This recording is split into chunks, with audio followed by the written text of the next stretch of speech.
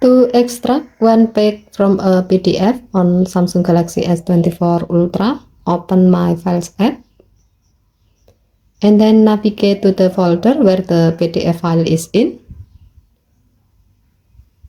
Tap the PDF file to open it. Tap more icon or three vertical dot icon at the top right and then tap Page Sorter. Now tap the three vertical dot icon on the desired page you like to extract.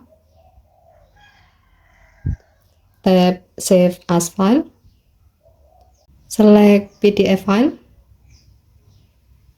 Next, select the required folder where you want to save the result.